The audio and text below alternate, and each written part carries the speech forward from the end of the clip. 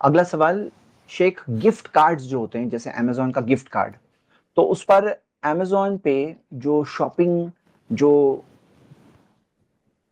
जो bill payments है के लिए क्या इस्तेमाल किया जा सकता है? और गिफ्ट कार्ड्स को क्या खरीद सकते हैं? क्या खरीदना हलाल होगा? ये गिफ्ट कार्ड कैसे मिलता है, थोड़ा सा मुझे बताएं।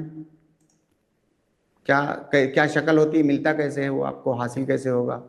तो अमेजोन के गिफ्ट कार्ड जो है, इसका मैं कंसेप्ट जरा अभी फिर से इसका देखिए। बिकते हैं ये गिफ्ट कार्ड्स। हाँ। और इसके ताल्लुक से इससे बिल्स पेमेंट्स वगैरह किया जा सकता है। जी। देखिए अभी जैद फिलहाल भाई, तो ये जो मैं डिटेल्स यहाँ समझता लिखी हूँ, है। हो मैं कुछ सकता और है चीजें चेक कर रहा हूँ। जो उन्होंने पूछा है, हो सकता है कुछ और हो, लेकिन जो मैं समझ रहा हूँ, देखिए एक होता है अल जवाइज अल अहकामुल जवाइज अल मालिया। जैसे आप किसी शॉपिंग सेंटर में गए, किसी दुकान पे, और आपने वहाँ से कोई सामान खरीदा। उस शॉप में ये ऑफर है कि आपने अगर 5,000 रुपये की मार्केटिंग की, 5,000 का सामान लिया, तो हम आपको एक कार्ड देंगे। उस कार्ड में कोई इनाम निकलेगा, जो भी निकलेगा वो आपको दिया जाएगा, है ना? इस तरह से होता है। या कभी ऐसा भी होता है कि आप खरीदोगे तो चाहे जितने का खरीदो, एक कार्ड आपको दिया ही जाएगा, उसमें जो निकलेगा आपको उतना इनाम मिलेगा। अच्छा शेख, मैं इसकी तफसील मिल अगर गई तो मैं आपको। अच्छा बताइए जी। अच्छा, आप ये सवाल जो आपने बताया है वो जवाब पहले दे दीजिए, फिर ये इसकी तफसील में बता देता हाँ, हूँ।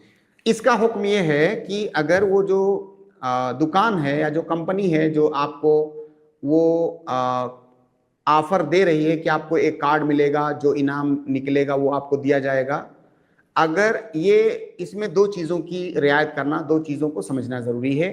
उन दो चीज़ों को चेक करके फिर आप उसको ले सकते हैं। पहली चीज़ क्या, कि ये जो इनाम रखा गया है, इस इनाम की वजह से सामान, जो असल सामान आप खरीदने वाले हैं, उसकी कीमत में इजाफा ना किया गया हो, कि वो सामान मार्केट में 1,000 में बिक रहा है, चूंकि यहाँ पे ऑफर है इसलिए उसको 1,500 की कीमत रख दी गई है।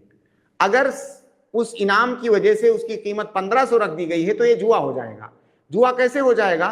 क्योंकि आपने जो 500 इजाफी रकम पे किया, इस लालच में किया कि मेरा इनाम निकल सकता है, पता नहीं निकलेगा नहीं निकलेगा, कुछ पता नहीं, यही तो जुआ है।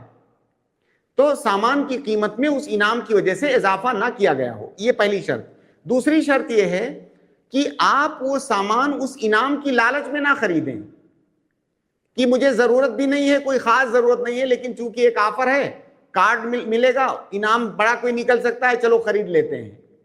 तो गोया कि आपका मकसद वो सामान खरीदना नहीं है, आपका मकसद वो जो 1,500 रुपये आप पे कर रहे हैं, आपका मकसद है कि मुझे कार्ड मिलेगा, उसमें इनाम निकल सकता है। अब इनाम निकल भी सकता है, नहीं भी निकल सकता है, तो सामान को तो आपने दरमियान से हटा ही दिया है, क्योंकि आपका मकसूद नहीं है। तो ये भी जुआ हो जाएगा। तो बुनियादी तौर से ये दो शर्तें जब पाई जाएंगी तो फिर वो इनाम लेना ये जायज होगा।